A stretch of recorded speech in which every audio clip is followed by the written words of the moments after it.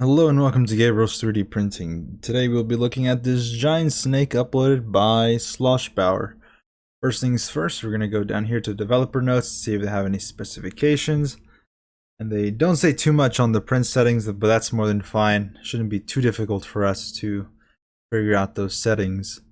Next, we're going to go up here to the download all files, click that button, and you should get a folder similar to this with two STLs. Now, the thing I love about this is that once again, it's split into two different STLs, which is the body and the head. Because if we were to print this as it is right now, it would be very chaotic with supports. So thankfully, the developer did cut it into two. So in order to get your snake, you're going to have to print off both of these, both the head and the body. So we're going to start off with the body, which is a simpler one. So click and hold on the body and drag it to the slicer. Give it a few seconds to load in. Once the model is finished loading in, you should see this snake without a head. Now, taking this step by step, we're first going to select the layer height by going to this profile tab up here. You can select whatever layer height you want. I recommend sticking to, at the very minimum, 0.2 millimeters.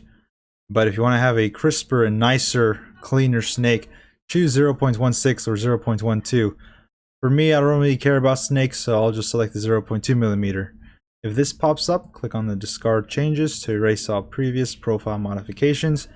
We're not going to mess with shell, we're not going to mess with infill, but we will mess with the supports. Now if you take a look around the model, you don't see too much red, meaning you would assume there's no need for supports. But if you actually bring your camera down, you see there's quite a bit of red. Now even though these are pretty small little sections, and some of it can be bridged, we are still going to add supports because I do want the scales to turn out pretty good and not look all messed up. So we're going to click on this Generate Supports tab. And we're going to be messing around with a few settings. Now before we do this, let me let you, I will let you know that supports may ruin the actual finish of this base down here. So you may have to do some sanding. You can take a look at how mine turned out at the end of the video on the showcase. It's nothing too bad, but you might see some marks down here if you're not careful. So first, we're going to change our support to overhang angle. For me, I have a CR10, so that is good at a 60-degree overhang angle. If you have a lower-end printer or something basic like a Ender 3, I would probably stick to a 50 to 55 range, or whatever you're more comfortable with. Next, we're going to go to support density, and we're going to change that to 5%. That will allow us to remove supports a lot easier. They won't be as thick and waste so much material. And finally, we're going to mess with support Z distance.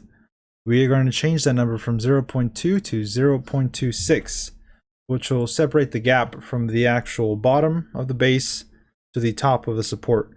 Once again, making it a lot easier for us to remove. Everything else you should leave as it is. Now, build plate adhesion, if you take a look at the bottom of the model, there's plenty of surface area in direct contact with the bed, so no need for any build plate adhesion. And other than that, there's nothing else we have to do, so click on the slice button and give it a few seconds to slice up. Once it's finished slicing, you should be given a time estimate of roughly 4 hours and 45 minutes, but that will depend on the printer you are using and the settings you selected. You'll also be given an estimated filament usage of 32 grams. Now you always preview the print, so click on preview and take a look around.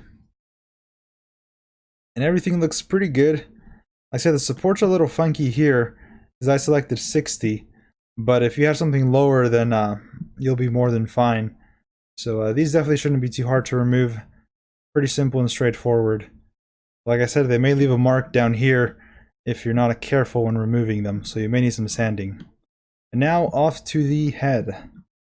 From here, once you have saved the file and have it in the printer printing, you can now go back to the Prepare button, click on the model, and press Delete on your keyboard to remove the model from the print bed. We're going to go back to our folder, and we're going to go to the snake head, click and hold on that STL, and drag it to the slicer. Once again, give it a few seconds to load in. Now, the orientation it is right now is a little funky, but that's okay. We're going to change the orientation to actually make it quite a bit easier to print. So if you take a look at the bottom, you see there's a flat little spot right here. And if we align that with a build plate, it will actually align the tongue as well. And you'll see what I mean in a second. So click on the model anywhere. We're going to go down to this third button down here, third column. Click on this button and move your mouse over the actual model. Now we're going to click on this flat bottom piece right here. Once you do that, it's going to align it perfectly with the build plate, perpendicular to the build plate, which is exactly what we want. And you see the tongue is actually resting as well on the build plate too, so that's great. Next, we're going to go up here to the move button, which is the top button over here. We're going to type 0, 0, 0 for the X, Y, and Z coordinates. And that will basically center our model on the print bed. Next, we're going to go to print settings, and I recommend staying with the same layer height that you selected for the previous model. So if you're following my video, I selected 0.2 millimeters, so we're going to do the same thing here. Once again, we're going to click on the discard to erase all previous profile modifications. We will not mess with any of the shell or infill, but once again, we will need some supports. So click on the supports tab. And same thing, support overhang angle. Use the same thing you did previously. I did 60, so I'm going to select 60. Support density, you want 5% in order to make the supports less dense, meaning less material on the inside. And finally, support Z distance, which increases the gap between the bottom and the top of the support. For the build plate adhesion, as of now, like this, you will need it, but whenever you do print with supports, it's actually going to increase the amount of surface area in direct contact with the bed. So no need for build plate adhesion. And other than that, you are set. So click on the slice button and give it a few seconds to slice up. Once it's finished slicing, you should be given a time estimate of only 2 hours and 7 minutes, but that will depend on the printer you're using and the settings you selected, and a estimated filament usage of 11 grams. So click on preview to take a look at the print, and everything looks pretty good. Now you're gonna have to be very, very careful whenever you remove the supports from this head and this tongue, because this tongue is very thin, and I know for a fact it is gonna be able to break pretty easily if you're not careful. So take a look at my processing video and you'll see how I removed mine. But other than that, it looks pretty good, so save the file and send it over to your printer.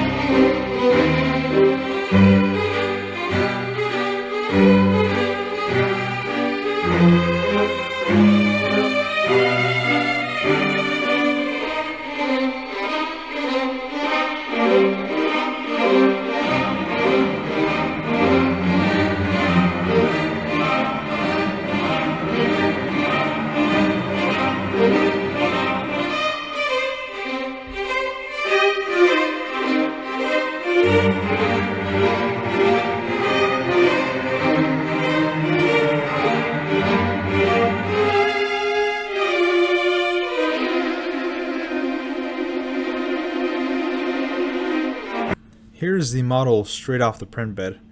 I got really lucky with mine because my model was really stuck to the print bed and wouldn't come off, and once I did get it off, some of the support did stay and attach to the bed, meaning I had to remove less support, and luckily nothing broke.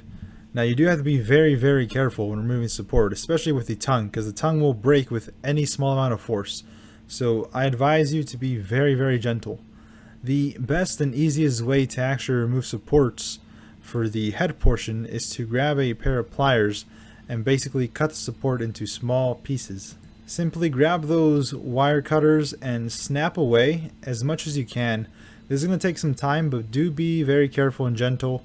And like I said, be extra careful with the head portion and the tongue, because that's going to break very easily.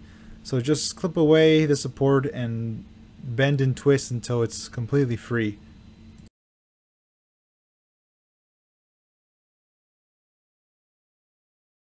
For the body, it's going to be a little similar. The easiest method is going to be to grab a screwdriver or a flathead or something of some sort and basically shear away the support. So try to stick your screwdriver or whatever you have inside the supports and just peel them away. You're going to notice that there's quite a bit of supports around the model. If you took a look at the actual preview screen, You saw there's a lot of supports in little small sections, and there's going to be quite a bit near the bottom base. So just take your time and try to find all the supports that are hidden and remove those. Now the actual base may have some rough surfaces, so do sand it if needed.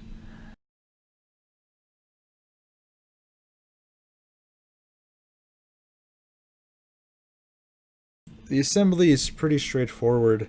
All you have to do is align the head with the base, and you can only insert it in one direction, so you're always going to get it in the correct position. I would say the connection is a little loose if you try to pull on the model from just the head, so you can add glue if you want.